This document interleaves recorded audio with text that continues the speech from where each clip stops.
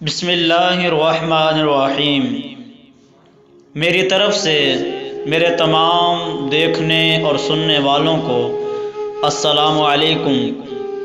دوستو، ایک باپ نے اپنے بیٹے سے کہا کہ تم اپنی بیوی کو طلاق دے دو۔ بیٹا بہت حیران ہوا کیونکہ وہ اپنی بیوی اور بچوں کے ساتھ ہنسی خوشی زندگی گزار رہا تھا۔ اس کی بیوی اس کی بہت خدمت کرتی، ہر حالت میں صبر و شکر سے رہتی، مگر والد بضد تھے کہ بیوی کو طلاق دو، اور دلیل یہ دیتے کہ ابراہیم علیہ السلام نے اپنے بیٹے سے کہا کہ طلاق دو تو اس نے اپنی بیوی کو طلاق دے دی تھی۔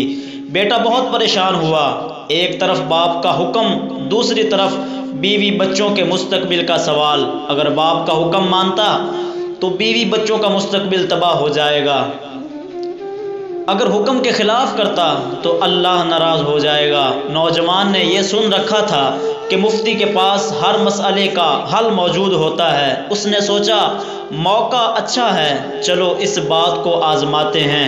وہ خوف اور امید کے جذبات لے کر مفتی صاحب کے پاس پہنچا۔ مفتی صاحب نے نوجوان کو گھبرائے ہوئے دیکھ کر پوچھا کیا بات ہے؟ نوجوان ان کے لہجے میں ہمدردی نظر آ رہی تھی۔ نوجوان نے سارا مسئلہ مفتی صاحب کو بیان کیا۔ سارا مسئلہ سن کر مفتی صاحب بولے کچھ اور آپ کہنا چاہیں گے؟ نوجوان بولا ایک اہم بات یاد آئی، میری بیوی میرے باپ کے لیے حقہ نہیں تیار کرتی۔ اب آپ بولیں کیا حکم ہے؟